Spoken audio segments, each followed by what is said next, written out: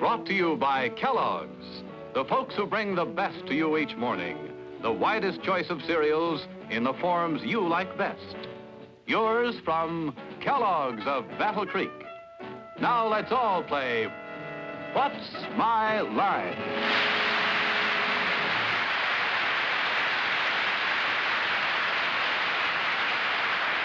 And now let's meet our award-winning What's My Line panel.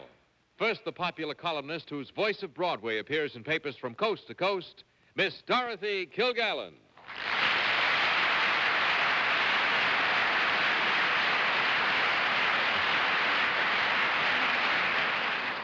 Thank you, ladies and gentlemen. And now we're very pleased and proud to have with us once again as our guest panelist our friend from across the Atlantic, the representative of the British version of What's My Line, Mr. Eamonn Andrews.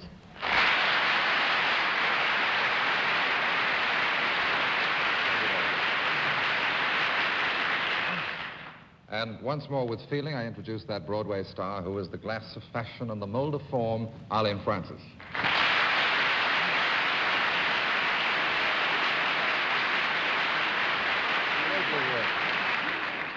And now the delightful publisher of Random House Books, a man whose column Surfboard is enjoyed by so many, many people in this week's magazine, Mr. Bennett, Cerf.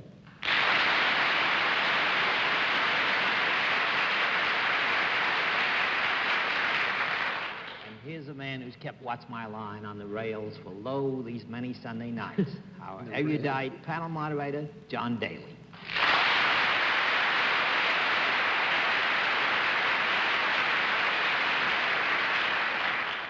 Good evening, ladies and gentlemen, and because it's spring and we want to spread joy throughout the land, we are happy to be able to tell the panel tonight that they can put their blindfolds on now. That always pleases them mightily. This, of course, means that we have some very interesting doings planned for the evening. We'll also have a famous mystery guest before the panel a little bit later in the show, and we'll meet our first challenger after this word. It goes without saying, panel, that you've been asked to put on your blindfolds because there's an area of identification involved here with which we have some concern. It can be, of course, in the manner of the writing. It could be in costuming. It could be in any number of areas. However, you've got the blindfolds on now. Are they all firmly in place? Mm-hmm. All right, will our first challenger come in and sign in, please?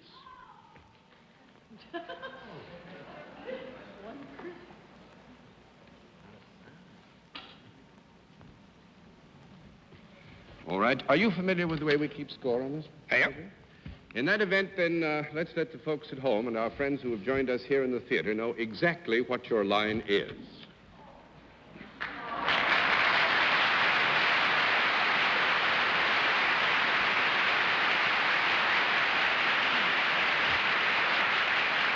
All right, panel, we will give you one bit of help as usual. Our guest is salaried, and let's begin the general questioning with Arlene Francis.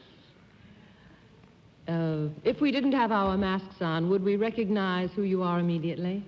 Yeah? Are you a person whose picture might have been in the paper in the last week? One down and 9 to go, Mr. Cerf.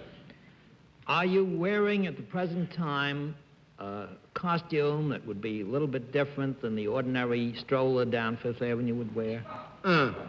That's no. That's 2 down and 8 to go, Miss Kilgallen. Do you do your work wearing an ordinary business suit or dress? Mm-hmm. Miss... You are a man? Mm-hmm. Well, we've been fooled, you know. Don't laugh. Do you work for a profit-making organization? Mm-hmm. Yes, ma'am. Do you have anything to do with entertainment or sports or amusements of any kind? Yeah? Is it entertainment? Yeah? Showbiz? Uh-huh. What's that? Yeah. Oh, golly. Are you a performer? 3 down and 7 to go, Mr. Andrews. Well, there was one screech of ecstasy from the audience when you came on. I presume that was for your appearance rather than the way you're dressed, but you needn't answer that one. Since you are in the entertainment business and Dorothy has established you're not a performer, are you a backroom boy, a director of some sort? Uh-huh. That is yes. Mm-hmm. Mm-hmm. Are you mainly concerned with the medium of, say, television? Uh-huh. Yes? Oh, excellent. Are you concerned with television in New York? Mm-hmm. Hmm. Mm-hmm. Dear me. Are you concerned with straight drama? Mm-mm.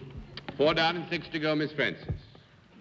Do you have anything to do with shows of public opinion? Mm-mm. 5 down and 5 to go, Mr. Cerf. Have you ever had any connection with the rather busy gentlemen who run this show, Goodson and Todman? Mm-hmm. Are you at all connected with this very particular show, What's My Line? Uh-huh. Oh, of course. Good heavens, could you be Gil Fates? 6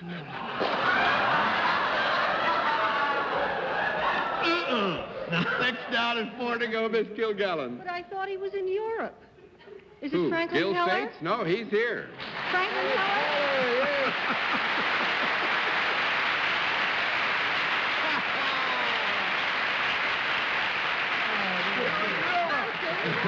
I'm here. Well, so Franklin, it's good to have you back. This is what we've been planning this, and it worked nearly. 6 down and 4 to go. How was the trip to Europe, Father? Wonderful, wonderful. We had a marvelous time. Where'd you go? We were in London, where we had a charming evening with Eamonn and his lovely wife. I've just recovered from it.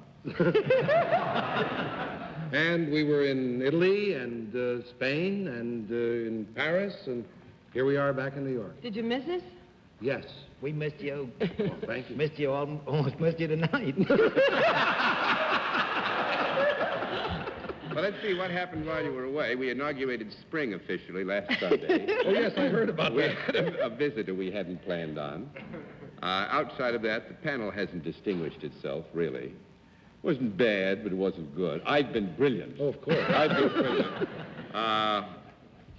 Actually, I guess that's about all. You want to go away again? Not right away. Not right Not away? right away. No, I like it here, and Well- I like being with our friends here. Franklin, we had fun with you here. I won't ask you to go and say goodnight to the panel. You've known them for going on to 10 years. This is our 464th program, they tell me. And I think one thing that would interest all of you is that Frank is very dear to all 5 of us, including Eamonn, even though Eamonn sees him much less than we do. We've been together since, I guess it's February of 1950. That's right. And he's grown grayer and a little more irascible, a little more difficult every year, but we love him anyway. So you go on, go back to work. I will.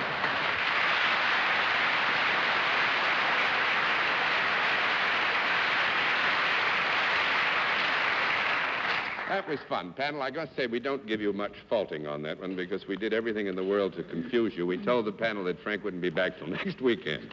Now let's see what we can do with the second challenge. Will you come in and sign in, please?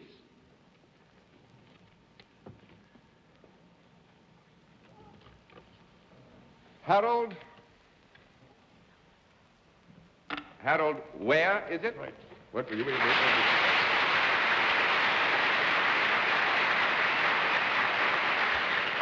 Mr. Ware, where are you from? From Milwaukee, Wisconsin. Milwaukee, Wisconsin. Well, it's nice to have somebody from that lovely northern state, north central state, I guess we'd call it. Mr. Ware, the panel. Panel, Mr. Ware. Will you join me over here, please, sir? Do you know how we keep score? I do. Then we'll let the folks here in the audience in the theater and those who are looking in at home know exactly what your line is.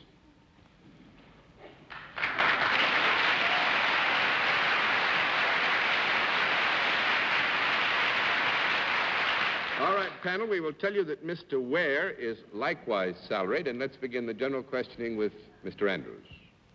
Good evening, Mr. Ware. Are you concerned in any way with the making of something? Yes. This item that you make, do you make in Milwaukee? Yes. Mm-hmm. Is it an item that I, coming from across the sea, would have heard of or seen outside of America? You could have. I could have.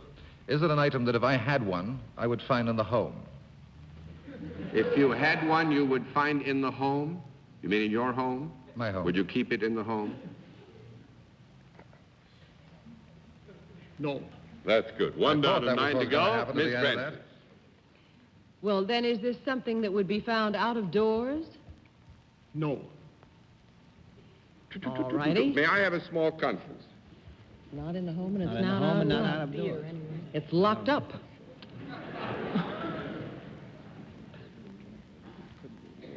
Miss Arlene, we want to be fair. I think perhaps... Oh, John, you always say that. You know it's not so. No, actually, I think this tends to give you perhaps more information than we want to, but it would be, I think, unfair to say that it could never be found outdoors. It might, on occasion, be seen outdoors. Uh-huh. Okay? Right. Would I be correct in presuming that this is nothing that is live? Right. Mm-hmm. Is it smaller than Steve Allen's bread box? Yes. Is it some... Yes, that's very... you see, here we have a problem. When you say, is it smaller than Steve Allen's bread box, do you mean, is it smaller when it is properly applied and used in terms of its cubic content, in terms of air? Why, such a thing never occurred to me. I'm just trying. Well, then, from what you say, I would gather that this changes its shape, like the rest of us. Speak for yourself, Miss Grant.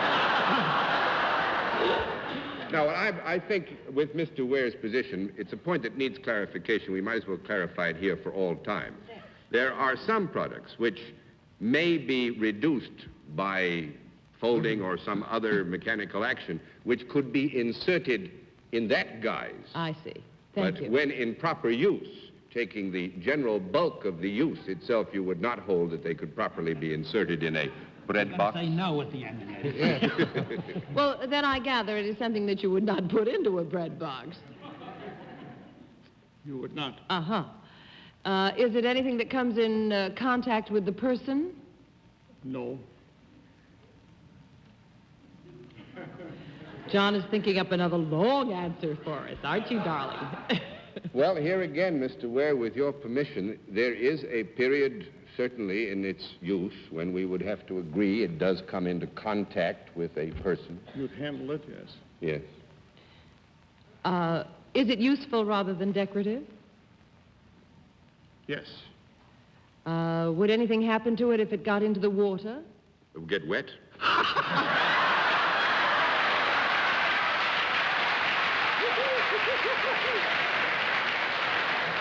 Well, here it is, spring again. Would it be all right if it got wet? Yes. We would not recommend it, but it would be all right if it got wet. Is this mineral? Is it mineral? No, that's 2 down and 8 to go, Mr. Cerf. Mr. Ware, you say that it would be all right if it got into the water. If it got into the water, would there be any chance of it floating? No.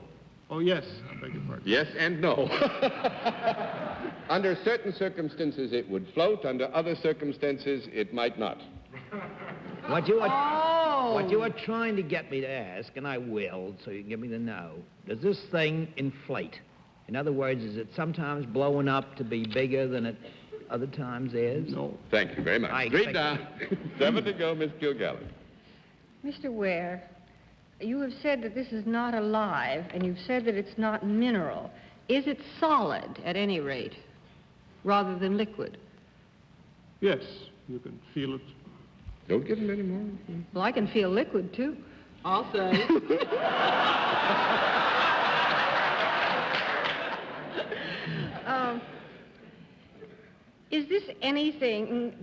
Is this something that can be appreciated by both men and women? Yes. Would it be likely to be purchased by members of both sexes? Would you repeat that, please? Would it be likely that it would be purchased by members of both sexes? Yes. Could you buy it in a large department store? No. That's 4 down and 6 to go, Mr. Andrews. Sounds to me like you manufacture hot air or something like that, but if you used this, would you have to use it in conjunction with something else? Yes. I don't know where that gets me, but I'm interested to know. Now, if you use it in conjunction with something else and you're using it, must you move from place to place, or must it move? Must it? Would it generally move, as opposed to must it not be stationary? Let's say yes. Yeah, I think to be fair, we would say that certainly for a reasonable portion of the time, it can be presumed it might go from one place to another. Certainly would not be stationary all the time. Thank you. Now, having made use of it, if I had made use of this item that you make half an hour before this program, would you know by looking at me I'd made use of it? I mean, if you were continuing to make use of it? No, but if you'd seen me now, would In other you... words, if you had used it a half an hour ago but had not continued that use, would we know right now that you had used it? You're going to say no. That's right. No, 5. 5 down, 5 to go, Miss Bennett. Is this something that you put something else into? Do you put something into it, I mean? Yeah, you could say that. Is there anything dangerous about it?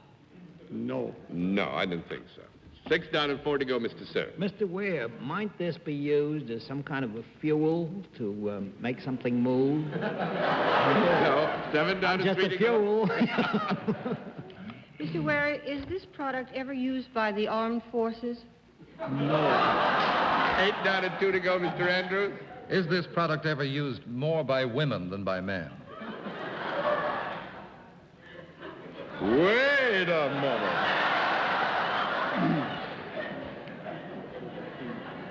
Yeah, I think so. I think we might say that, yeah. You think you might? Now, you queried the point if I had stopped using it half an hour ago. What you were then saying was if I were still using it now, could I be using it now this moment underneath the table here and you wouldn't know about it? If you were using it right now, this moment, underneath the table, we would not know about it. That's right. Well, is it something that's operated by the foot and has perhaps a pedal? Aha! 9 down and 1 to go, Miss Francis. Is there anything pleasurable about it? Oh, I suppose we could agree that under certain circumstances, the user might agree that there's some pleasure in its use. Would you use this in a horizontal rather than a vertical position? Yes. Yes, you would. You could lie upon it? Yes, you could lie on it. Could we have a Would it- conference? Yes, you may have 20 seconds for a conference. But he said it's not found in the home. It's found outside of the home. Maybe it's something like a hammock or a sleeping bag. Or... Horizontal and under the table at the same Is time. it something you might use camping? If you'll pardon me for saying. 10 down, no more to go. Mr. Ware makes blankets for cows.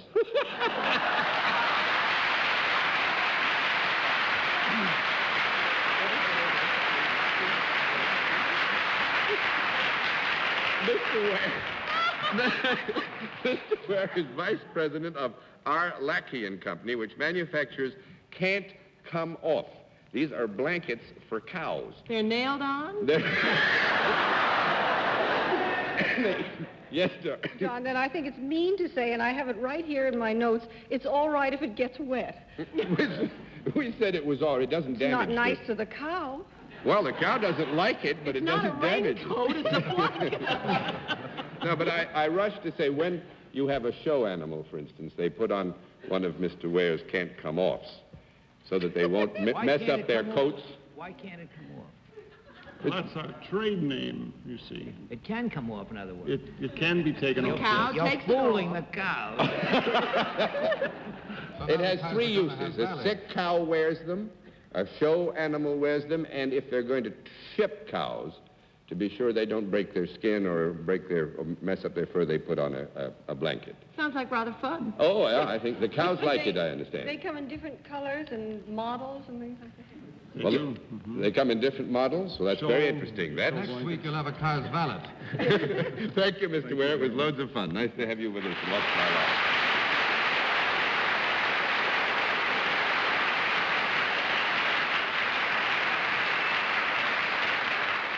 And we meet tonight's mystery guest in just come to the special feature of our program, the appearance of our mystery celebrity, for which my friends on the panel are once again blindfolded. Blindfolds all in place, panel? Yes, sir. Yes. Good. Will you come in, mystery challenger, and sign in, please?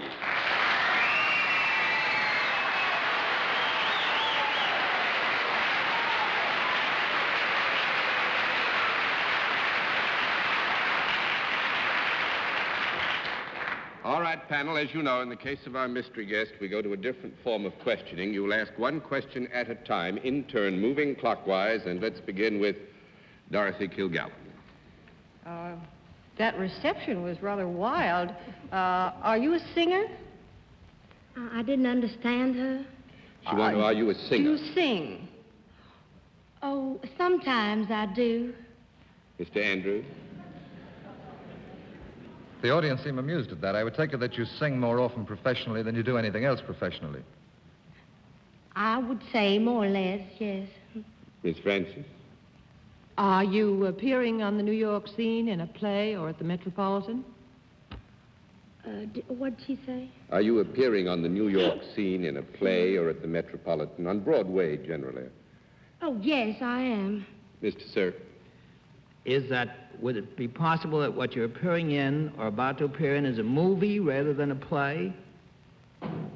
No, I don't think so. That's 1 down and 9 to go, Miss Kilgallen. Do you ever appear in nightclubs or supper clubs?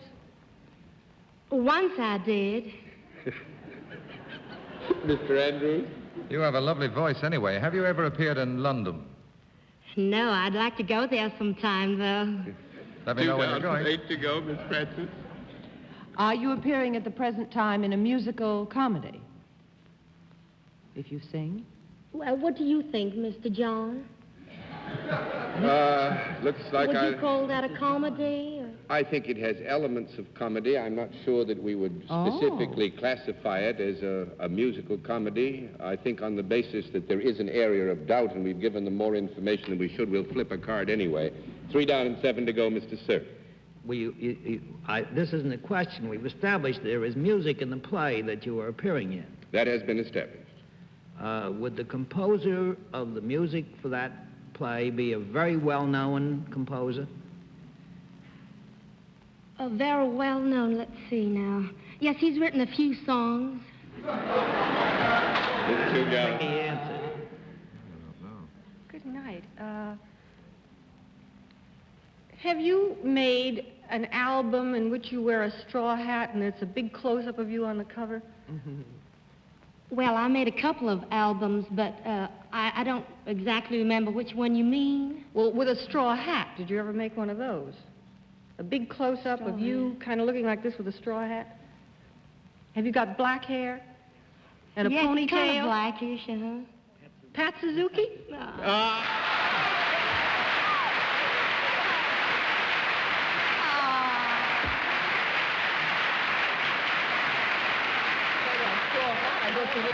I want to introduce you all to the finest southern accent out of California I ever heard. Concentrating so hard on that, my Lord. Pat, that was We were singing Grant Avenue up in the dressing room before, weren't we, Doc? Yeah. I think we ought to say that it's Flower Drum Song. It is Flower Drum Suzuki Song. is gracing. What do you mean he's written a couple of songs? He's written about 500 songs. We meant to be deliberately misreading. Bennett is talking about Dick Rogers. And, of course, one of the nice things for me is Miss Pat was good enough to join us on the Firestone show recently when we had a night with Dick Rogers. Dick explaining his music. Pat sang for us from the Flower Drum Song, too. Sing us one note now, Pat.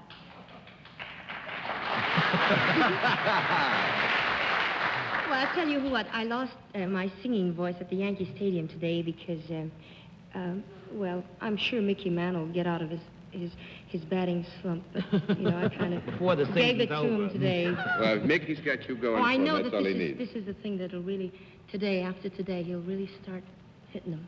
Thank you, Pat. So nice to have you with us, and what's my line? Good to see you.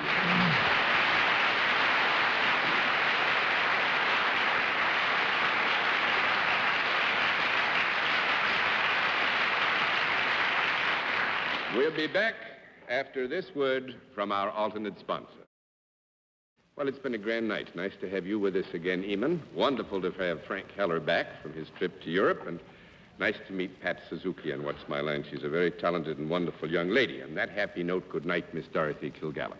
Good night, John. Good night, Eamonn, and hurry back. Thank you, and good night, Arlene. Good night. Happy trip. Good night, Bennett, dear. Good night, Doctor of Literature, Daly. Oh, thank you, Bennett.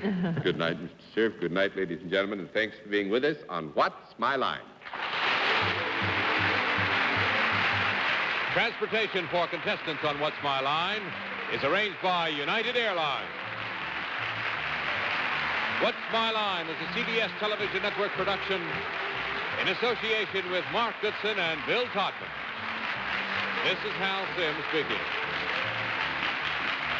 This is George DeWitt, inviting you to join us for Name That Tune tomorrow night on most of these stations.